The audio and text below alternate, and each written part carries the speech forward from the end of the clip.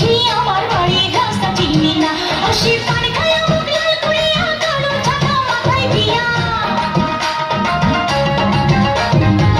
অপবিয়ার খবর আমি আমার খবর আনি না, ঘটক বুঝি আমার বাড়ির রাস্তা চিনে না, ঘটক বুঝি আমার বাড়ির রাস্তা চিনি না।